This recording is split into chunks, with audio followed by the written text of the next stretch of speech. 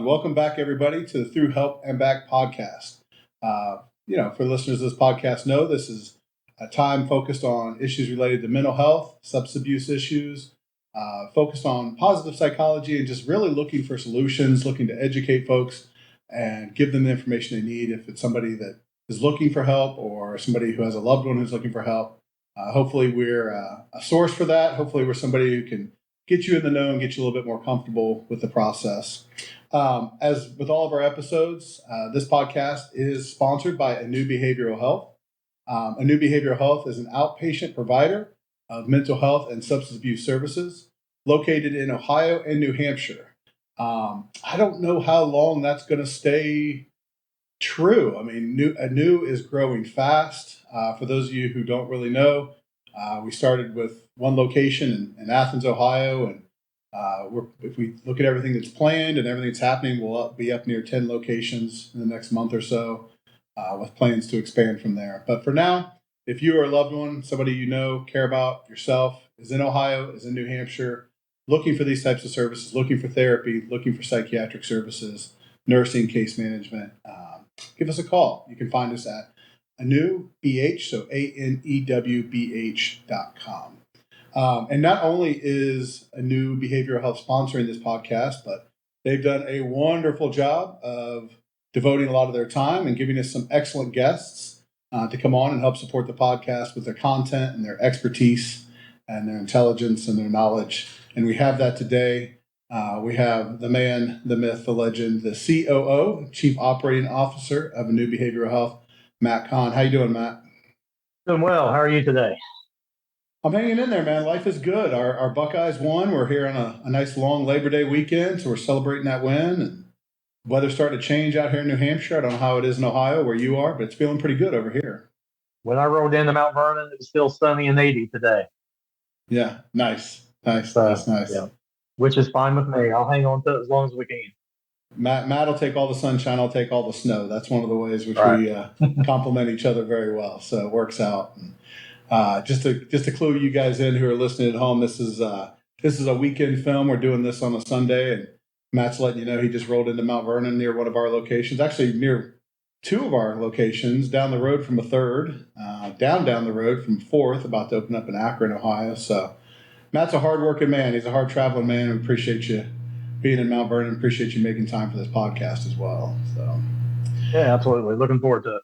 Yep, and Matt's the perfect guest for this in a lot of ways. I mean, we've tackled a lot of issues on other episodes with regards to solution-focused therapy. We've talked about CBT, cognitive behavioral therapy. We've talked about depression and anxiety. And in this episode, we're going to change it up a little bit. We're going to talk about probably all of those issues, but in the context of looking at the situation in rural America. So myself, I grew up in Ohio.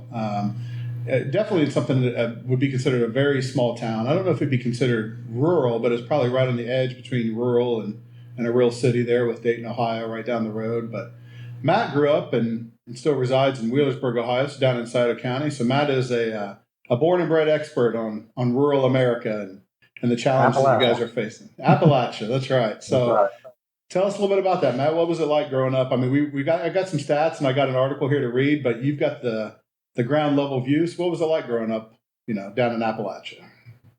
Well, so the first half of my life compared to the second half could be looked at night and day different, actually.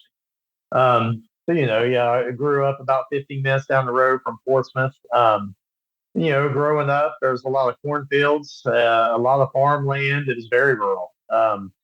As time went on, we started catching up a little bit with some fast food restaurants, a little more shopping centers, but still nothing compared to like you'd see in the bigger cities. Everybody knew each other. Local high school football games were the things to do. It was just a fun little community that, we were proud of our sporting events. We were proud of, what we had down there. And, like I said, that was kind of the first half of life. The second half, quite a bit different. We got hit with the drug pandemic. There's a book out there called Dreamland, which focuses on Portsmouth, Ohio. And, you hear the stories of the pill mills and, the kind of the pipeline from Miami, Florida, to Huntington, West Virginia, to Portsmouth, and then up through Detroit. and Portsmouth was, like I said, the heart of it all. So nowadays, Portsmouth has poverty areas, a lot of drug stricken areas. It's kind of rough. It's hard to drive down by Branch Rickey Park and see what it looks like nowadays compared to 20 years ago. And but I think we're on the mend a little bit down there. There's some community leaders that are really trying to turn things around, band together, and try to build this city back up again. So, like I said, it's on the mend, looking a lot better, and hoping to get to where Portsmouth is proud again of what they once were and fighting back hard. So, looking forward to it. Looking forward to seeing what we can do down there. It's an interesting description, that sort of half of life and then the other half. But as a little bit of background, I actually met Matt in Portsmouth, Ohio. Well, I met you not in Portsmouth before, but I spent several years playing baseball with you in Portsmouth, Ohio. Yeah. We both went to Shawnee State, so a little plug for the Bears there, and still proud supporters of Shawnee State athletics. And you can see the new information on the Shawnee State athletics website and stuff like that. And Portsmouth was a really special place in my life, and a place where we were friends for a long time. But going through Portsmouth and other towns like it, I mean, if you travel up and down the Ohio River, the interior of Ohio, even where I'm in New Hampshire, same kind of way, you go through these towns and it's almost like going through a time capsule, because you can see the bones of what used to be there. You can see the downtown area, you can see the attractions, you can see where the different industries were there. There's some big old coal mills, and and the shipping areas right there on the Ohio River, and you look at it and you're like, wow, 50 years ago this was really a spot. This was really growing and almost like a boom town. And then now, of course, today, like you described, I mean, there's a lot of those places are vacant. And you can just sort of see that before and after as you travel through. Is that something you noticed growing up? I mean, do you see those things kind of coming and going as you grew up, and see that area falling back, or did it feel like it happened quickly? It's literally like, I'm 46 years old. You cut my life in half, and the first 23 years compared to the second 23 are really like night and day difference. 23 years old, I was graduating from college, moved away for a little bit, and then come back, and I come back right when the drug happenings were going on. So yeah, I mean, you see the flood wall and the murals down there that shows the big industries we once had, way before my time. And, I mean, of course, growing up down there, my grandparents and others worked in those industries. And of course, I know plenty of people that were once there, and it's fallen apart. Those industries left. The railroad and the river wasn't the main source of transportation throughout the years. It wasn't the way of shipping things quite so much anymore. So things changed, and the industry left, and unfortunately, somehow the pill mills and the prescribing physicians kind of popped up and it took its toll. It took its toll bad. There's, like I said, poverty-stricken areas, places where I can remember as a kid that were not that way. And again, I mentioned Branch Rickey Park earlier. It's the Branch Rickey Park 2022 does not look like it did back in the 90s. And, it was a minor league ballpark at that time, a lot of history. Some big time names that played on that field throughout the years, and now it's rough. It looks rough. It's sad, really. Well, and the football field right next to it, right? I mean, it used to host a professional team, and sure, yeah, Spartan Stadium. The Portsmouth Spartans were nowadays they're the Detroit Lions. So they, there's documented history of them beating the Super Bowl champion Green Bay Packers down there. So it's pretty cool. There's a lot of information around the stadium about it. It's just like I said, falling apart though. And great people down there, and a real sense of pride in that area, which was always interesting as an outsider, kind of moving down there for college. It was sort of, you look at the external, you look at, like I said, the empty Main Street, things like that, and you're sort of like, man, where does that grit and where does that sense of pride come from? But then you start to learn the history, and you're like, okay, this was a pretty special area throughout history in different ways, So it's interesting that remains. Sure, and very proud of my hometown, Wheelersburg. I mean, our softball team just won the state championship. a couple of years back. The baseball teams won back to back. Football won in 2017. So, I mean, my home school and my hometown, they're still doing their thing, fighting hard. But to act like they've not been hit with it would be a lie. I mean, it's everywhere down there. Well, and that's what I'm curious about too, from an experience standpoint. So you mentioned the pill mills. Do you want to talk? I mean, a little bit. If somebody's from New Hampshire is listening to this, or somebody who didn't go through that experience, what do you mean when you say the pill mills, and what was the impact on the community? Yeah, the pill mills was kind of the slang term for pain clinics, and I can remember pain clinics that even actually in Wheelersburg, around the Portsmouth area, and basically what those were. Um, People would go to these clinics. They have an injury. Instead of going to the urgent care or the hospital, they would go to the pain clinics. I fell off my lawnmower, hurt my arm. The doctor would prescribe opioids or whatever he saw fit.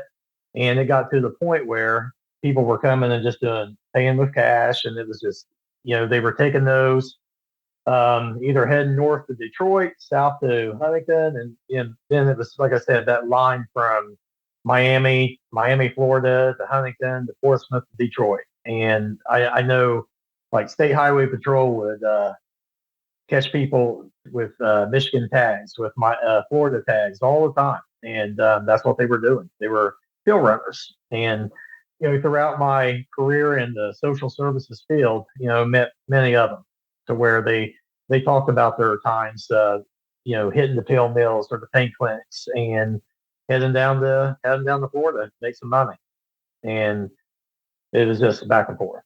And before long, DEA got word. I mean, the main. It's kind of funny. I mean, without mentioning names, the main guy kind of behind the show down there, I knew him well. Knew his family, knew his kids. Grew up playing ball against them all, and everybody was kind of shocked. And he took off. He took off. Tried to run for the border, and they caught him.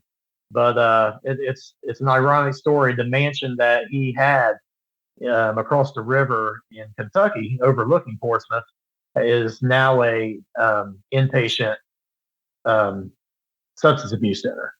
So yeah, pretty cool how that turn of events happened there. So, but yeah, he was kind of the guy behind the show there for a while, and there were many of them. I remember the day well when the FBI, DEA, everybody comes in and just breaking doors down basically, and just changed it all up. And so once that happened, there's plenty of people running around the streets.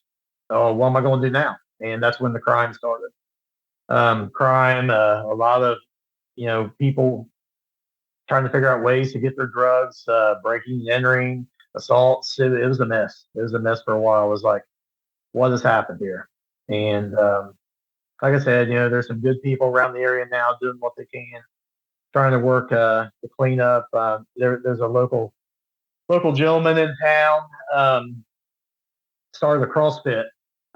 He's done real well. He hires addicts to run that CrossFit. Hires them to work in his t-shirt shop and different areas, and he's done a great job for the Portsmouth area.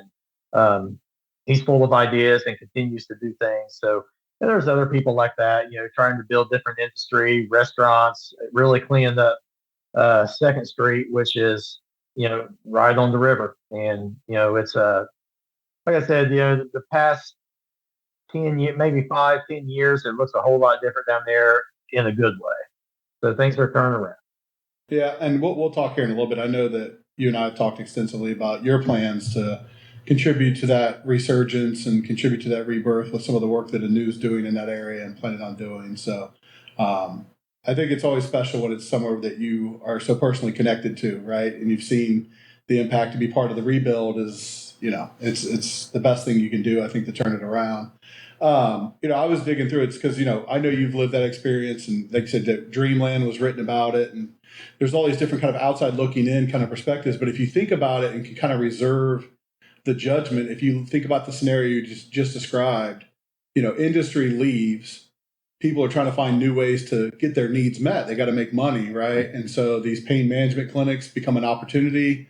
You can hit the secondary market. You can resell those things. Now people can flood in and go, well, that's, you're a drug dealer, you're a bad person. But I think that's very easy to say from the outside looking in when the industry that supported your family for so many years just disappears and you've got to find some solutions, And so then behind that, once those pain management clinics are shut down, what we know about addiction is one, it destroys families, destroys individual lives. And also once you're captured by addiction, it's not just as simple as just going, well, I'm just going to stop. Right. So now they've got needs that need to be met. And the pain management clinics go away. And so, like you said, the crime and the secondary drug market takes over from there because people are put in a position where they've got a need now, and they've got to find a way to deal with that. So it's really a really sad string of events. And when I looked it up, it's funny you mentioned the pandemic, the real pandemic of as far as the drug addiction and the mental health issues. The article I found speaking about rural America, it says the silent epidemic is ravaging rural America. Pretty dramatic terms, but they talk about basically a sense of distress. And they said that now, following the pandemic, that people who feel like they live in a high level of distress has risen to 28% in rural areas. And so you've got people who've got elevated needs, but then what resources are available, right? It says rural areas tend to have 20% fewer primary care providers, so less doctors to deal with that distress. 65% of rural counties don't even have a psychiatrist, right, that are assigned to that area. And so people take that for granted, like, well, which provider should I go see, or which doctor? You don't even have an option, right? So now travel is an issue. You have to travel to outside counties to find that one psychiatrist that will see you. 81% of rural counties don't have a psychiatric nurse practitioner. Even the lack of access to broadband internet in rural homes is 4 times higher than near cities and near the urban homes. And so then there's other challenges, right? So people who develop these mental health issues, culturally, there's barriers. Like people tend to be independent. They don't want to ask for help.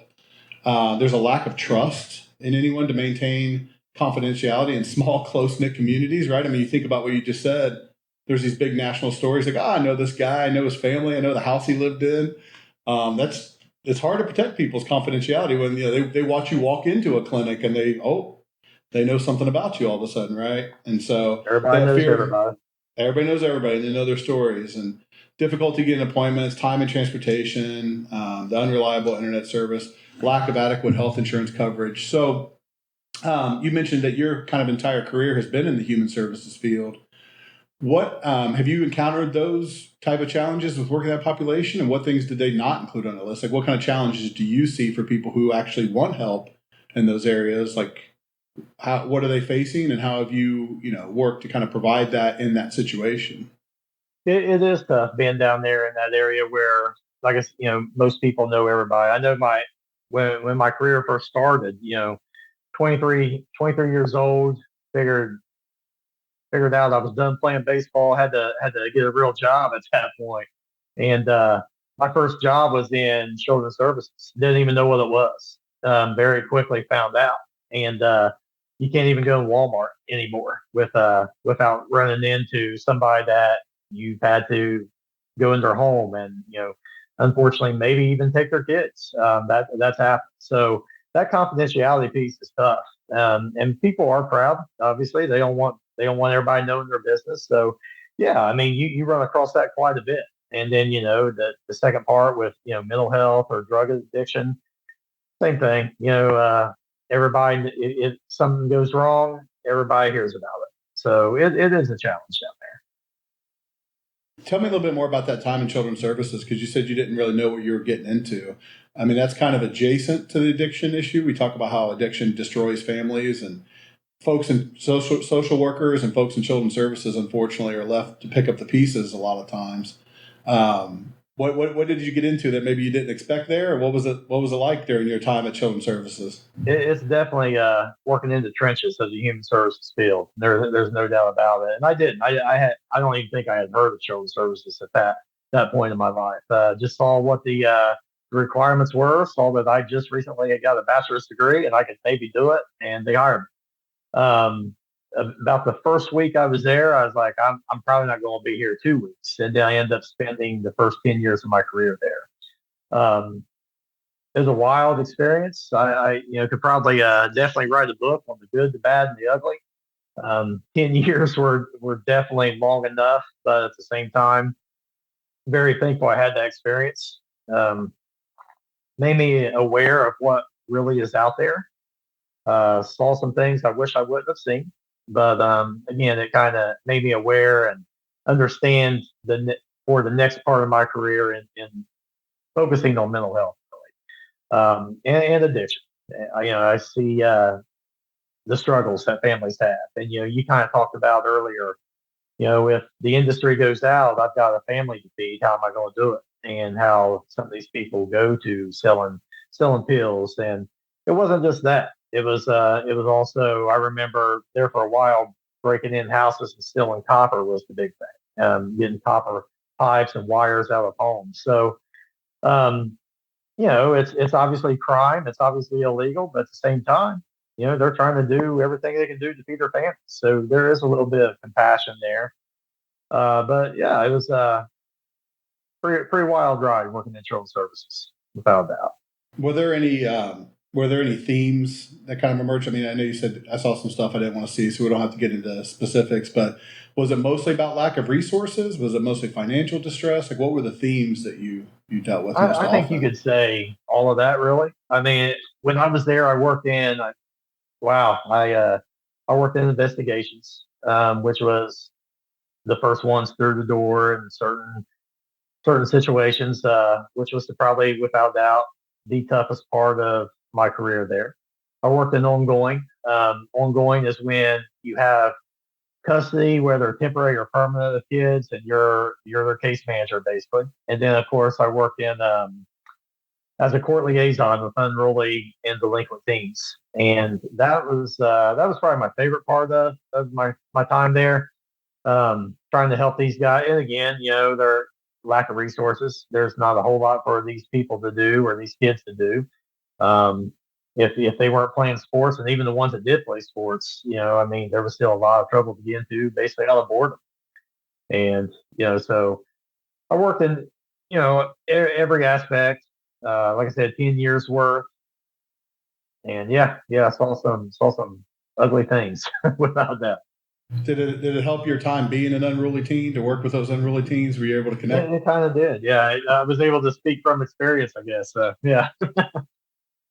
Well, and I'm curious too because I mean I make that joke, but you turned out pretty well, and I know you raised your family down there, and you've put together a great career. And what do you think the difference between folks like yourself who were able to stay on track and create a future for yourself in that same environment?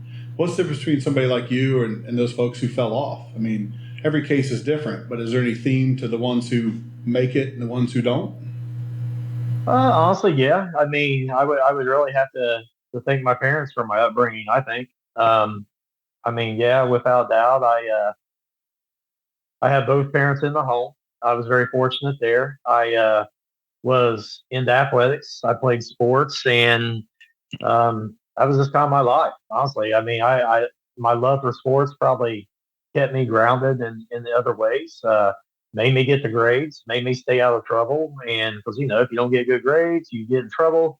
You're not playing ball, and that was kind of what kept me, I guess, in the right lane all the way through. That and the a respect and the fear.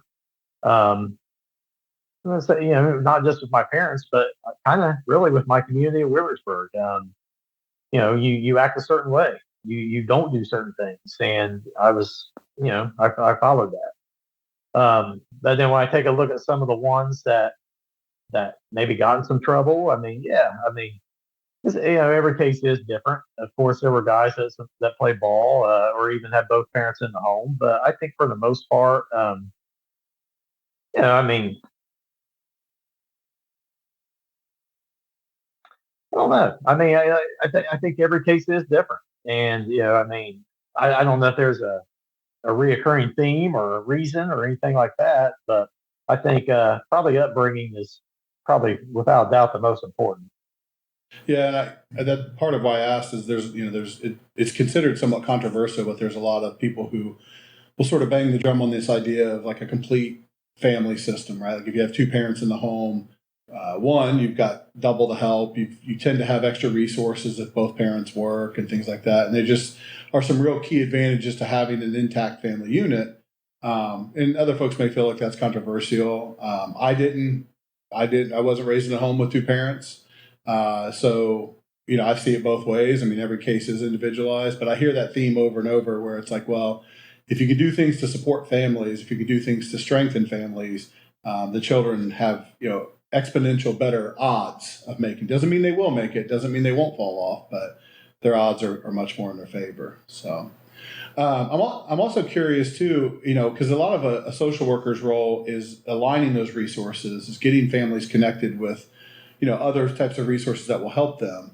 So, either into children's services capacity or since then, how difficult was that for you working in a rural setting when families say, "Hey, I need A, B, and C," and you're like, "Gosh, I don't really even know where to start to get them connected to those type of places," Yeah. So back then in my career at Children's Services, like I said, that's been many years ago now. Um, there was one psych service in town, and to get into that was pretty tough. So we actually I remember had a contract with a group out of Lancaster where the team from Lancaster would come down the side of the county How far is and that? do Lancaster. It's almost a couple hours. Oh, wow. Hour and a half. Yeah, hour and a half, I guess, probably. And that's their closest provider that you could connect them with. That was the closest provider, other than like I said, there was one in town, but they were flooded. They took care of basically the entire county. They're still there, and I mean, they did the best they could back then. I'm sure it's just there was only so many employees they had, so. So in those cases, do you end up just kind of bearing the burden and just kind of filling those gaps yourself, or how would you handle it? You really did. As a young 23-year-old bachelor degree case manager, you were learning how to do therapy. You were learning how to. I mean, you like I said, it was the working in the trenches in the human services field without doubt. You bounce things off other staff. You did have supervisors, of course, for their support, and they did a good job. But at so many times you're limited. You're just limited what you can do, and you spend that time with the kids or the families, and you work the best you can. And it's hard. It's frustrating. It's very frustrating. You see the need. You see what what they could use, but your hands are tied because there's nothing around the area for that. So, like I said, I know that we've got some specific plans to contribute, but I just think from a systems perspective, we can get down this road and we can talk about this a little bit. It really seems kind of bleak, right? Like not a lot of resources. I don't suppose a lot of industry has come back to that area. So there's probably still challenges financially, employment wise, things like that. I know there have been some changes, but overall the big industries have still stayed out. So system wide, I mean, it's probably too broad of a question, but like from your perspective, what is the answer? Like how does a community rally around that and actually fix that issue with a continued lack of resources, a pretty dark picture as far as the current standing, high mental health needs, high levels of distress? I mean, I guess what I'm asking is, in your opinion, what's the answer here? Like what's the way out? Well, so the way out, I believe, is happening. I really do. Like I said, over the past, I guess, 5 years or so, there's been more help coming to the area. I mean, there's a lot of substance abuse facilities out there now in the Portsmouth and side of the county overall. Lawrence County, which is Ironton, right down the road. I mean, there's more of these facilities popping up. There's still a need probably for more, honestly. And then I think it takes community leaders, and we have that. We have that in Portsmouth right now. There are some more different types of industry picking up. There are buildings that are getting kind of a face cover to them now, and things are looking a whole lot better. People are starting to feel maybe a little bit of a sense of pride again. I think when Second Street has a lot of businesses out there, Chillicothe Street's connected to it, and you're seeing a lot of things going in. It could be restaurants. It could be like antique shops, whatever. But the more shops and the more restaurants coming in, the more people get jobs, and that's what's happening. We're seeing people getting an opportunity to work now, and they are. And like I said, the CrossFit situation down there with what they're doing, Doc Spartan and some of that, those T-shirts and things they're doing down there is just phenomenal work. They do work with the counseling center down there. The counseling center has been there for many years, and they're kind of helping out as well. So it's a team effort.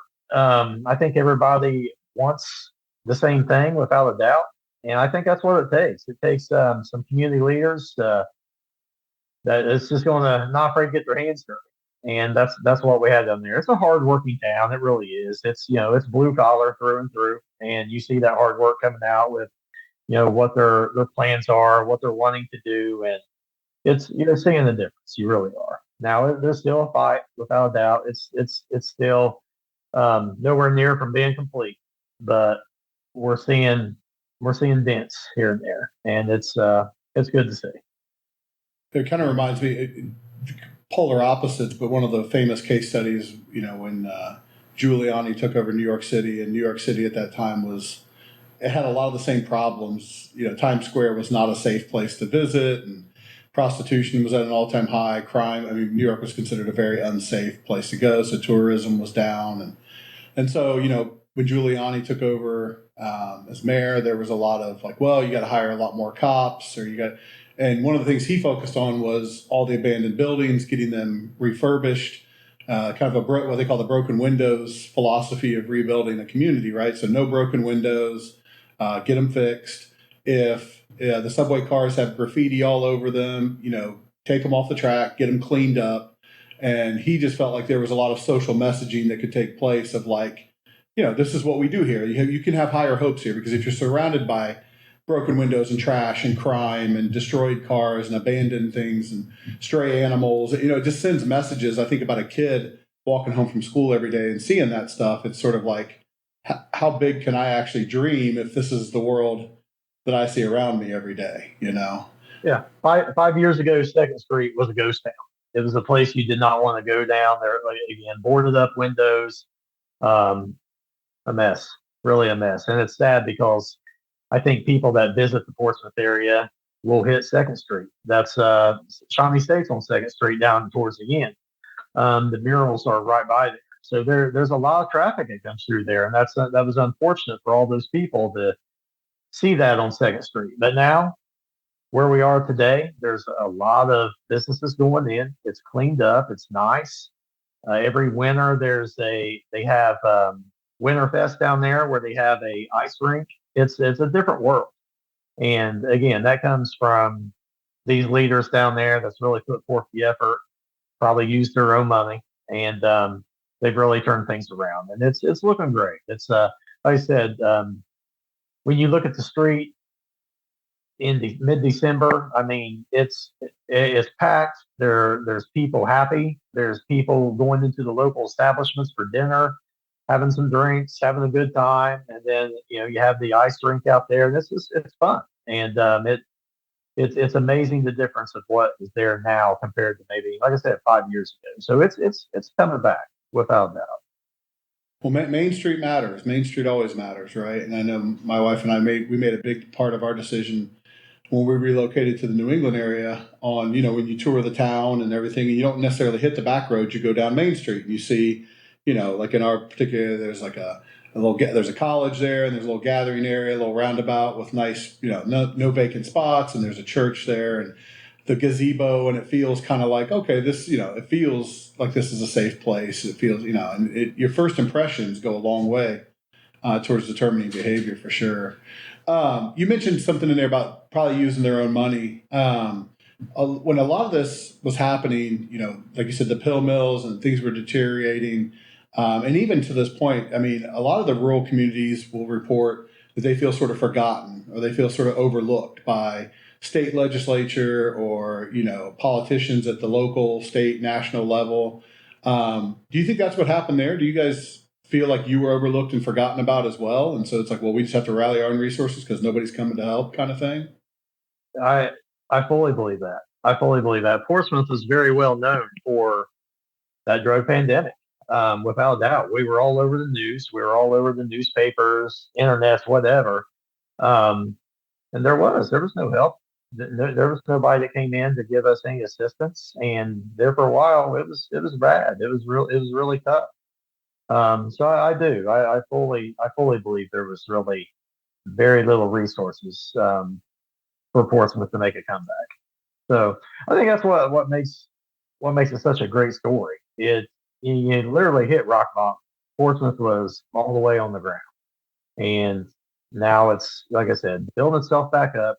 There's some things to be proud of down there about It's an interesting case study too, because where they're located right on the river, shipping routes, things like that. You look at a place like Cincinnati, Ohio, which is obviously much bigger and probably certainly more well known at this point. And you look at Portsmouth. If you went back to the early 1900s, they were kind of running neck and neck, and you start to wonder, why did Cincinnati make that leap and become what it is today, and how did Portsmouth kind of get lost in the shuffle along the way? And we say Portsmouth because that's where and where I know as well. But there's 1,000 Portsmouths, right? I mean, there's so many of those towns around. So Ironton right down the road is the same boat. It really is. I mean, Ironton was the same deal. Big industry. I mean, it was the Iron City. There was a lot of steel industry down there as well, and it was booming. Same thing down. They're a proud community with their history in athletics, and they had to fight back too, and they're doing a good job as well. So getting back into kind of the realm of your current life with Anew and thinking about the differences between people working in some of the bigger cities where Anew is located versus like Chesapeake, where I know Anew has a new location setting up there, I believe on 3rd Street and in Portsmouth. So if somebody is new to the field, you mentioned your time when you were kind of just you were from there, so it was very easy for you to get involved in children's services. But if you're a new therapist, a new social worker, and you're getting recruited to a rural area for the first time, or you're taking your first job in the rural area, what should they be ready for in terms of differences in working with that population? What can they do to help be successful in that role? And I just wonder, culture shock wise, some of the main differences, because I know you've worked in Columbus and big cities as well. What are the primary differences that you've seen for people that want to work or are going to work in rural areas versus more populated areas? What should they prepare for? I think the challenge down there is the limited resources. I mean, if you're in Columbus or in Cincinnati and you need a food bank, it's not hard to find.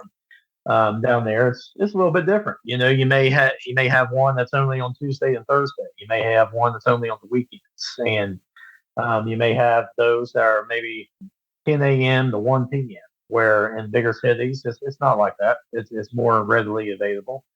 So, I mean, I think that having an idea of what resources are around, that really would give you a step up on being a solid case manager, say at a new behavioral health. It's there are resources out there. You just have to kind of get your hands on the book of them and know when they're available and where they're available. And I think it's key for that too, given the local feel. I feel more like a local to Portsmouth now after spending, like I said, a couple of years there for college. But when I first went down there, it was a big shock. I was very much an outsider, coming from a different place. And I would encourage anybody at the same time to get really involved and not just get the schedules of the food bank, but go meet the people who work at the food bank. And whereas in bigger cities, I feel like sometimes you can refer to an agency. In smaller towns, I feel like it's very important that you're referring to a person and they know you and you know them, right? Like I'm not going to go to the Montgomery County Food Bank like Dayton. I need to talk to Joe because Joe runs things down, you know what I mean? And you have to form those personal relationships. I think that makes a huge difference. And trust on both sides. So what about on the flip side? If and I know you're raising your family in Wheelersburg, which is close to Portsmouth, but kind of in the same type of area, whether it be dealing with mental health issues or addiction issues or just taking preventative steps to live healthy near environments that could be unhealthy, what are some things that clients or individuals can do to keep themselves healthy or to raise healthy families in those environments? Sure. Well, I mean, there are, like I said, quite a bit that's been recognized in the communities. There's places that they can go for exercise. There's tracks that are open up all year long. There's gyms available. There's actually some gyms with very discounted rates for families to join. And then, like I was talking about with the CrossFit, that I don't think those guys turn down anybody. And whether I don't think really financial situations matter. I think they're going to do what they can to help these guys out. So I mean, there are options. There are what I really like about the new behavioral health is our nursing department. Our nurses are really big on kind of sharing information about what types of foods you should be eating, what type of exercise you should be doing, and they're really well versed in those areas of helping our clients with a healthy lifestyle. So I mean, there's options. Yeah, for sure. And what about on the mental health side thing? Are there things that you advise either your clients or maybe even within your own family, like if if you're a child growing up in that area, like things to watch out for, or do this, don't do that? Like, what about the mental health side of things? How do they keep their goals in place? How do they keep those high aspirations and develop that mental resilience to, because there may be their best friends that are affected. It may be something that they drive to another team to play football and they pass through those towns and they just see nothing left and right. Like, how do you advise people to stay mentally healthy in that environment? So with kids, I think that especially during the school year, obviously, and then even outside of the school year, they're still involved with school, whether that's through some sports or some after-school programs, or uh, some of them call it school carnivals, whatever, where they kind of keep an eye on these kids. I really feel like the kids need to touch base with school personnel, whether that's a guidance counselor, a principal, teacher, or whatever, and really let these professionals know. Mental health in the schools are, I feel like, very vital situation anymore. With us, that's something that we're focused on with the new behavioral health and the school systems that we work with. I feel like we've done outstanding work, and we're going to keep expanding in those areas and those services. But I really feel the kids need to first understand it's not weak. It's not there's something wrong. Everybody has an issue at times, and there's no um, situation that's too small, or it's not a stupid question. It's not weird to feel a certain way. It's okay to ask for help. And I think schools should make that part of their message. Let the students know it's okay. Come to us, talk to us. We'll reach out and get you the help you need. And I know that kind of fits with some of your plans for Scioto County and beyond. So do you want to talk a little bit about what you've got planned for Southern Ohio and what how you're going to lead Anew to be part of the solution down there? Like, what is your? I don't want you to open up the book and give everybody the board meeting notes, but what is your strategy? What is your plan? I know it's a personal project for you, so what do you have cooking down there? So, with our school systems in the Scioto County area, just like everywhere else, they're strapped for cash. Every school system would love to hire their own therapists, their own mental health team, without a doubt. I've been told this, but the funds just aren't there for that. So what we're doing out of the new behavioral health is looking to fill that void for them. We're trying to bring the therapist into the school, and not just the therapist, but the whole team. It starts with the therapist. The therapist is going to be there during the school day, see these kids in their environment, work with them, and do what they can to help them out. However, as we all know, the problems don't stop at school. They go home into some situations that aren't maybe the best at times. Whether that's a lack of resources, they're not eating, they don't have a place to sleep. It's unlimited the situations that these kids could be going through. Well, that's where we send out our team, the case manager, to kind of see that home environment and to see what we can assist with there. If we can find a resource for a kid to get a twin bed and have a better night's sleep to where he's getting up and making the school bus on time and functioning better in school, then I feel like we've done something great right there, and that's going to just help that kid so much more. If that kid is going home and there's not a lot of food there and he's going to bed hungry and can't focus on schoolwork, then we're going to find the resources and assist with getting food in the home. And again, same situation. So I feel like schools are going to do the best they can, and they do. But once that 3 o'clock bell rings and they get off that bus, there's a whole different world. And we want to be a part of that world and make it the best. And with other facilities down there, I mean, I know nobody knows that area better than you do. So, what are your plans to, like why Anew versus some of the other facilities or other providers that are down there? Like, what would be different about working with Anew, or how do you think that we'll approach this situation from the inside out, or from a local perspective that'll make a difference?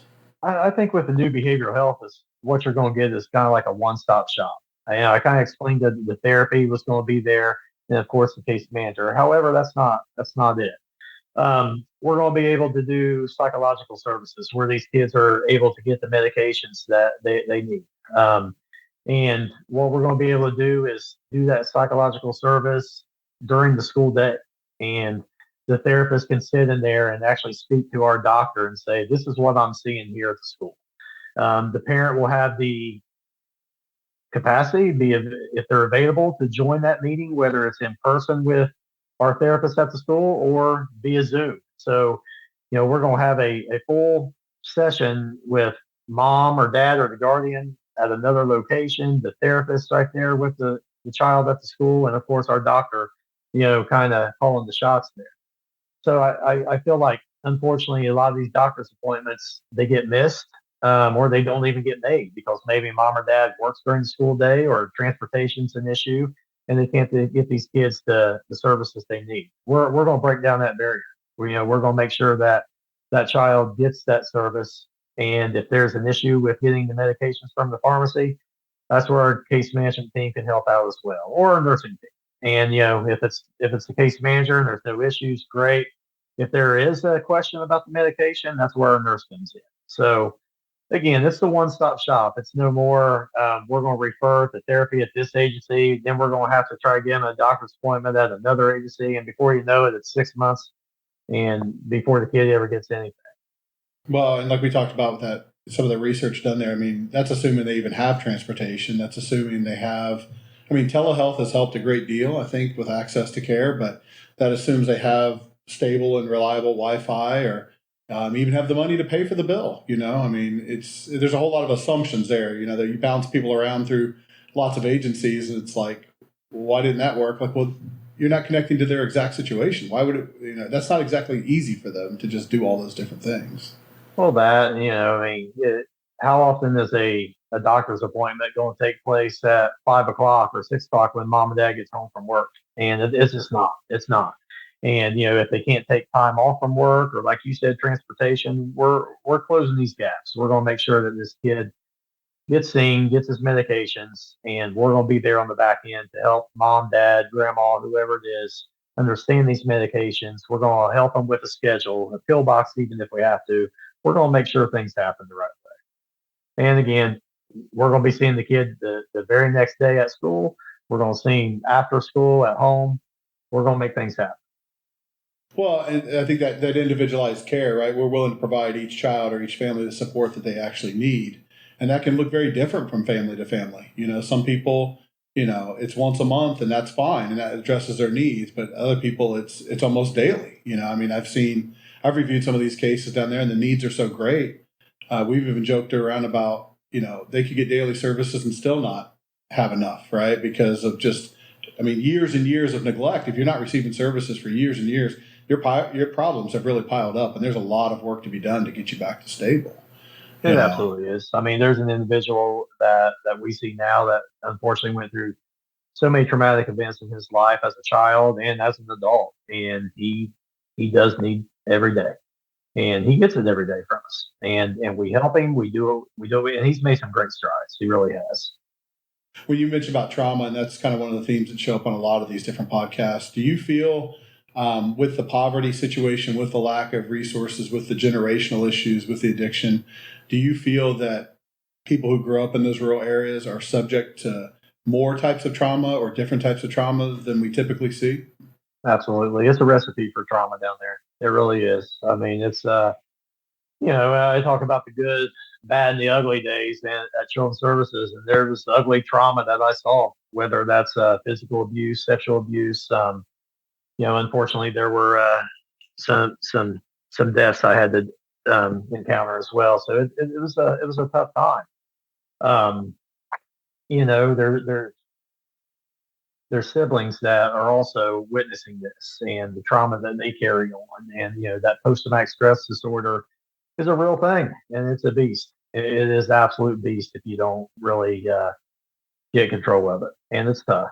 And that if you don't, there that trauma is going to just build and build, and you know now we're looking at self-medicating, and you drink and you do these drugs, and you do what you got to do to feel normal and and numb the trauma that you went through, and it's a vicious cycle. And it just you're going to be a perpetrator at that point, at times, and you go from victim to perpetrator, and then again it's a cycle. And we're going to try to build these families up in the school system and do what we got to do. And we save one family, it's worth our efforts, and that's the goal. Because it's impossible to save one family. You save them and all their children and the people that they know, and you're it's like throwing a rock out in the water, and the ripples go on forever. I mean, your positive impact multiplies. And you talked about that switch from becoming victim to perpetrator, and that reminds me of that old line about hurt people, right? And when you get tired of being hurt, or you learn that that's what people do to each other, you go off and can carry that trauma forward and hurt other people and carry those behavioral patterns down the line, and that's how it becomes generational trauma.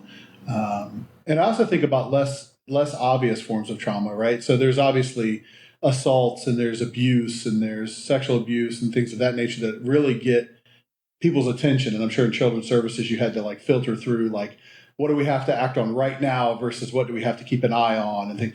But there's also less obvious forms. Like I think food scarcity is obviously a form of trauma. If you're a child and you don't know if you're getting dinner every night, I mean, that's going to create, Absolutely. And there's so many kids over the years that we would have to remove from neglectful situations, and we put placed in these foster homes, and they hoard food.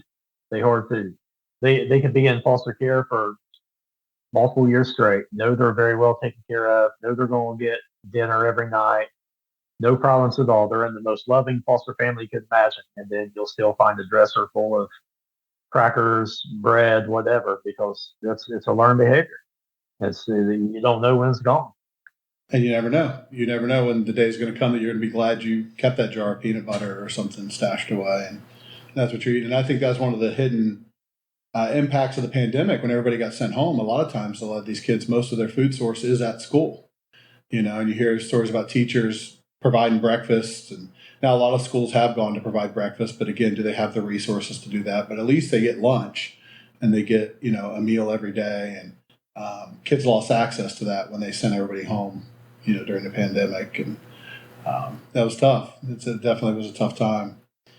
And so the other thing I think about too with the rural communities is also the financial hardship piece of that too, right? So we talk about food insecurity. If dad's losing their job or at risk of losing their job or has bounced between several jobs, that's also going to create a sense of anxiety and unease, right? Because we're getting our rent paid for now, but who knows, right? And who knows how long that's going to last.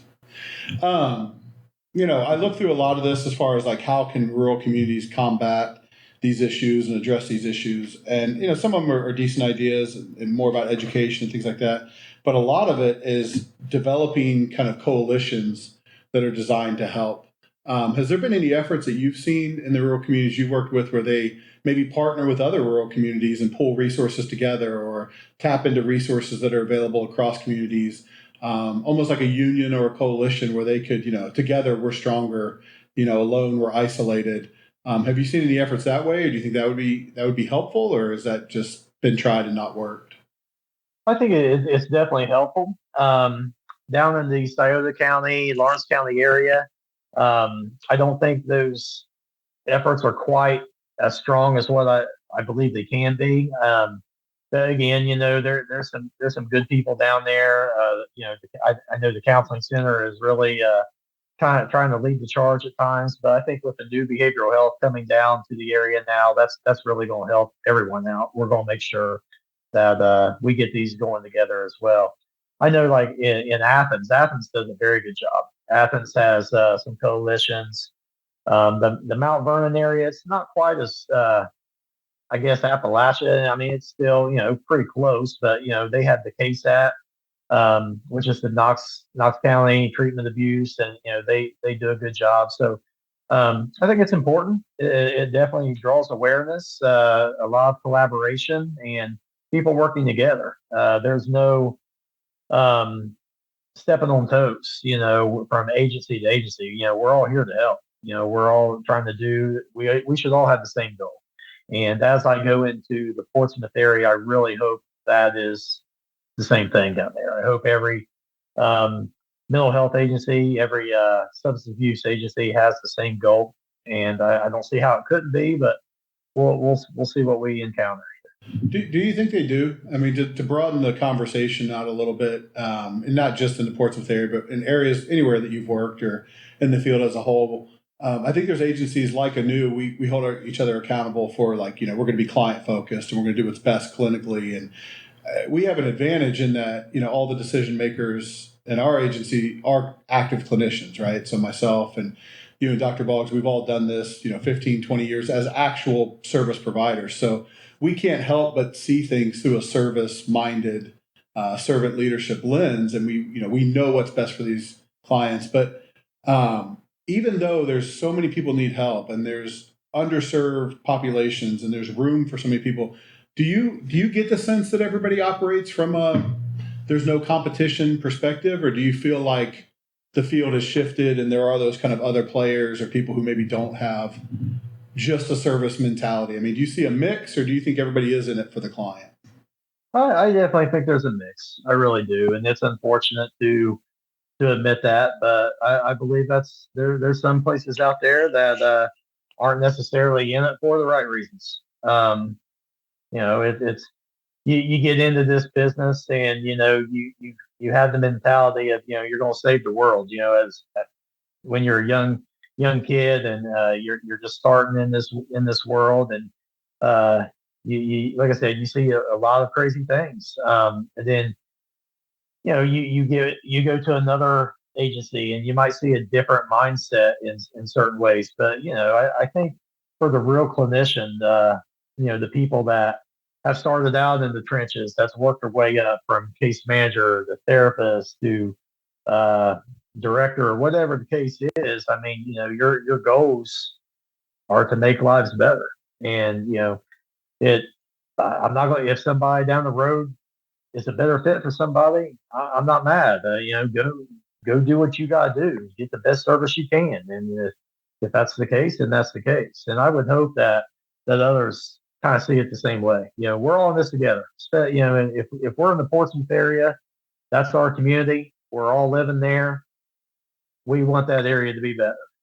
If you're from the outside looking in, that's probably not maybe your view, but if you live there, it would be. Yeah, that local contribution, I think, helps a great deal. Yeah, I just think about new therapists, because when I was starting out, it was just like I just wanted to help, right? And so it was like, well, who's hiring?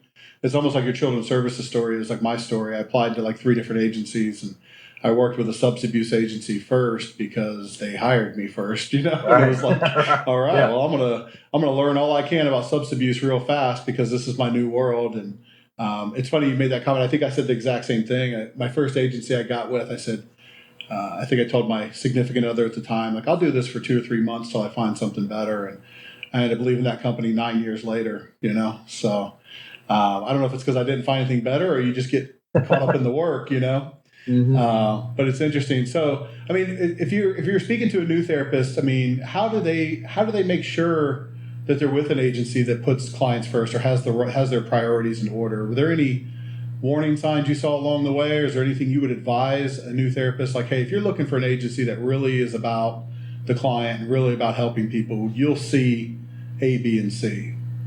Sure. Yeah. If I'm a baseball player, I want my manager to have played the game before too.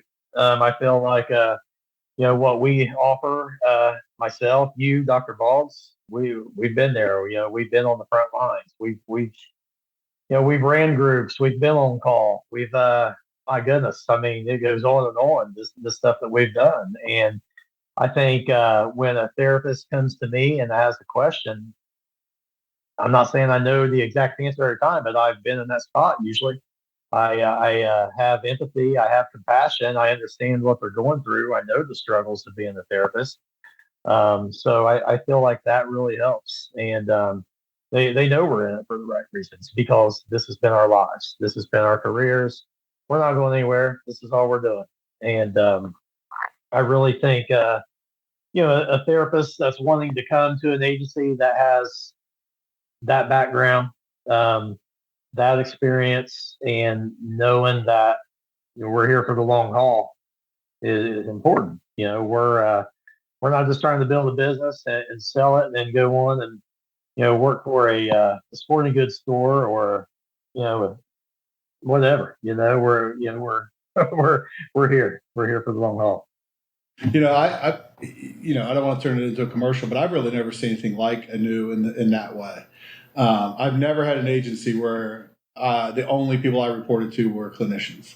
You know what I mean? I mean, throughout my entire career, it's always been, there was certainly a mixture, right? I had clinical supervisors and directors and things like that, but there was always somebody up the chain who I joke like had an MBA or was an accountant or something like that. And you felt like you had to explain to them like what we actually do as they told you that you weren't doing it the right way, It's the worst. It's the worst. There's nothing like somebody stand up and put his hand on the wall, tell me this number and then this number. And I mean, I'm not just sitting there like, oh, blah, blah, blah, whatever, man. You have no clue what's going on.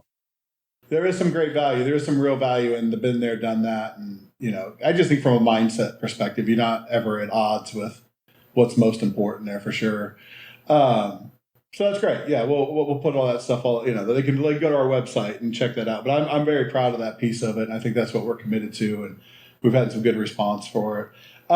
Speaking of providers, one thing before I cut you loose, and I mean I do want to thank you for making the time. I joked earlier, but speaking of this is all we do kind of thing, it's Sunday night on a holiday weekend, and you're in Mount Vernon, and nobody, we're doing podcasts, trying to bring this education to the people. So I do appreciate the sacrifice, man. It makes a big difference. But not agency wide, industry wide, there's a huge provider shortage, right? So when I was pouring through these numbers, one of the big things that stood out is no matter where you live, there's not enough psychiatrists, there's not enough therapists, there's not enough case managers, not enough people who are licensed and able to do this work.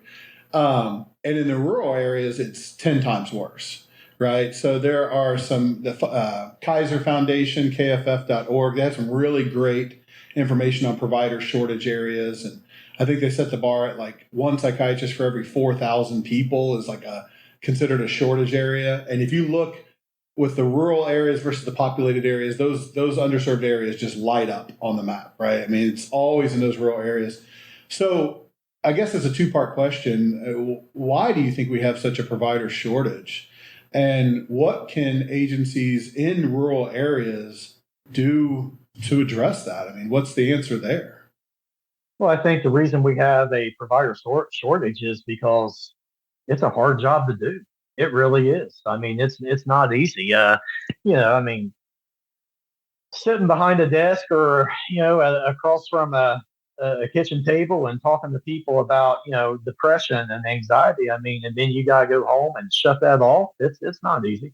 It's not easy. And some of the stories you hear, it stays with you, and it takes some time to figure out how to do it. It's definitely not for everybody, but I feel like the ones that do it and do it well are just superheroes. I mean, they really just do amazing work, and they are needed.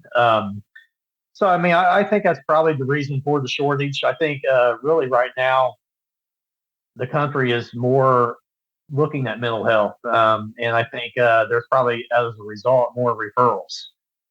So I don't know if there's maybe a shortage or it's just now there's more referrals.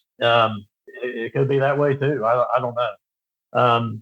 But I mean, in rural areas, I mean, my goodness, it's tough. I mean, I know like down in Southern County, it is limited. It's hard to find good help and good people. Um, it takes a special type of person though. It really does. I mean, There's two types of therapists or licensed social workers. There's the type that wants to go sit at the hospital and sit in their office 4 hours a day, and I mean, and that's fine if that's the career you want. But there's also the go getters, and that's going to actually do therapy 8 to 12 hours a day, and are just their heads are pounding later, but that's what they do. And so, but it's I don't really know the answer to the second. I mean, the recruiting is tough in those areas. I mean, of course, there's some beautiful areas down there, along the Ohio River. But if you're wanting to compete with a big city, it's difficult. I don't really see how you can do it. Yeah, and to speak to the first part, I mean, I certainly have experienced that vicarious trauma that you talk about, where you're sitting there for 8 to 10 hours a day, hearing the worst that you could possibly have. There's a movie that Tom Hanks is in, The Green Mile, where the guy would take people, he would touch their arm and like take their bad memories away, and he would puke up bees afterwards, and that's how it would leave his body. I always thought that that's what being a therapist felt like sometimes. You know what I mean? Like, Yeah, you just hear it for 8 9 hours a day, and then you go home, and if you're smart, you don't puke over your wife or the people you care about, but you got to get that stuff out. You got to find a way, whether it's working out or hitting a punching bag or riding a motorcycle or just some way to decompress. Because you made a comment one time a long time ago that said working in mental health can be bad for somebody's mental health.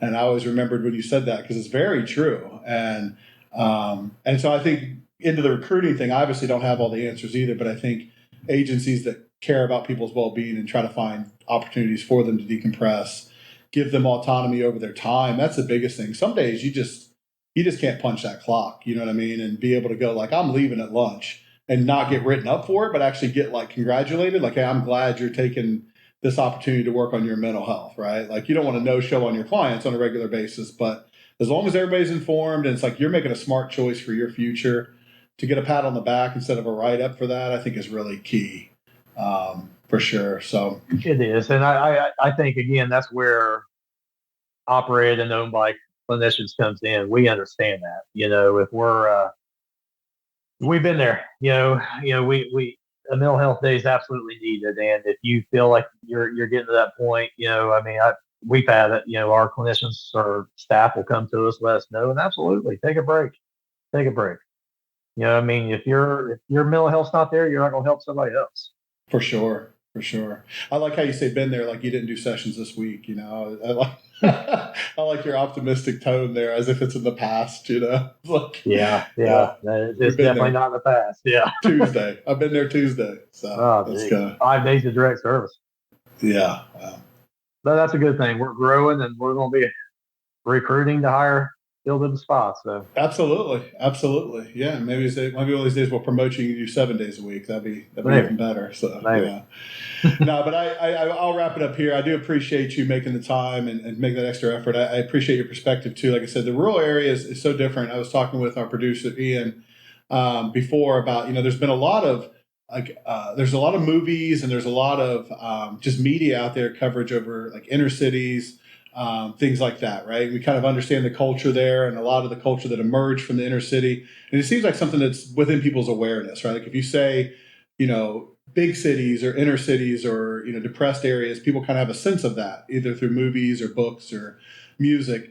But I don't feel like rural areas have gotten that same kind of attention, right? And we haven't like revealed that culture to people or brought it to them the same way. Like we need a Ben Affleck and Matt Damon from Appalachia, that really tell that story and bring that to life like those guys did for Boston and different areas. And I mean, it's but I'm not joking, because I've lived in those areas and there's a very rich culture there and some of the best people you ever meet. And the stories are outstanding and phenomenal of what people have gone through, and the pride that you talked about. It's developed from real lived experience. It's earned pride. It's not just selfish pride or just, made up. But people haven't really developed it that way, Yeah, and I've witnessed it firsthand. There's actually people that I've done therapy with maybe 8 9 years ago who were in rehab, and now they're actually running a successful rehab program themselves. So there's great stories, and I mean, Portsmouth, the Scioto County area was the home of those stories, and it's just a testament to that hard work. And I get knocked down, but I'm gonna get back up, and they fight through. And there's a lot of good stories out there. I mean, of course, you see the relapses on the news, and it's that's just what news is, usually bad stuff. But there's a lot of great stories down there like that. And who knows? I mean, I can see the Portsmouth situation one day becoming a movie. Dreamland was a great book. It can follow his footsteps. Yeah, when I think about small towns, Portsmouth in particular, I just think about grit and resilience. They've been through it. I'm going to get back up. It's not how hard you hit; it's how hard you can get hit and keep moving forward. That mentality, and I think it's a story that deserves to be told. And I'm proud that Anew is going to Portsmouth and that is in Chesapeake and is in those areas. It's never been an afterthought. It's never been oh well, while we're doing the big cities, let's try to do some of the small cities. I mean, we started in small cities and we've been thinking about and planning to help these folks in those small cities for a long time. And New England's a lot like that. I mean, New England gets romanticized a lot of ways, but I see a lot of Portsmouth, Ohio, in Claremont, New Hampshire. I really do. I see a lot of Athens, Ohio, in Keene, New Hampshire. And so I think those are just human problems. They're not necessarily rural problems. Everybody's facing challenges with recession and emerging from the pandemic and financial insecurities. And there's a lot of millionaires out there, but the vast majority of people are not living in that world. The vast majority of people are living where I grew up, where paycheck to paycheck, and you try to scrape together a little bit and do the best you can for your kids, do the best you can for your family, and oh, by the way, if you get a chance to do something for yourself in the meantime, okay, maybe, but that's more of a luxury, not a day-to-day necessity.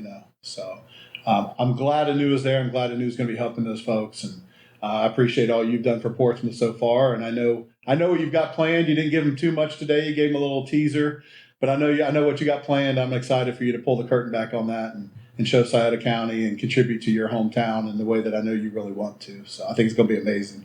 Yeah, a lot of great stuff is coming. I talked with a lot of key players down in the area, and they're very excited of the services that we offer, and that I'm back in town to work with me, and I'm ready to hit it, and do a lot of good. And yeah, I think within the next coming months, the area is going to see exactly what that is.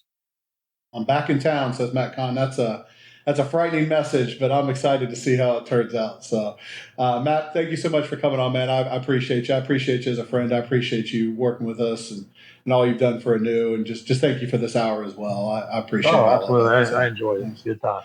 So to wrap it up, we want to thank Ian too. Ian's here on a weekend as well. I mean, Ian's not been on camera yet. I keep telling everybody I'm going to put Ian on camera. He's just a model who happens to know how to use a computer. So we get him on camera and his whole world's going to change. But we appreciate you, Ian, for being here as well. And for any of you in a rural community or otherwise, something we didn't spend a lot of time talking about, but telehealth services are a huge boost. So don't worry if you don't live down the street from a new behavioral health location. One, you probably do, and we're just not there yet. We're probably coming soon because we're growing really fast. I know when Matt and I set this thing out and put it in motion, I don't think we could have anticipated growing like this, but we'll keep up. We'll go wherever the need is. But telehealth services, hybrid services coming in there, we can serve anybody in Ohio, anybody in New Hampshire, anywhere within those borders. And so if you or a loved one needs mental health services, therapy, psychiatric services, nursing, case management, or needs substance abuse services, please reach out to us. There's a variety of phone numbers based on our location. So the easiest way to reach us is to go to www, old people say that, Anew, ANEWBH.com. You can find us there. We're on Instagram, we're on Facebook as well. And if you're from a small town, there's no reason to be driving, like Matt described in that, 2 hours to Lancaster.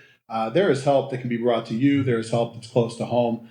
So reach out. And like we said, we're great partners. We're good neighbors. If we are the people that can help you, we will absolutely put you in touch with the people who can. So we'd love to hear from you. Hope you reach out again. It's anewbh.com. So that's all we got. We covered rural America. I think we got it covered there. Hopefully you learned a little bit. Hopefully if you're somebody in that situation, you feel empowered to reach out.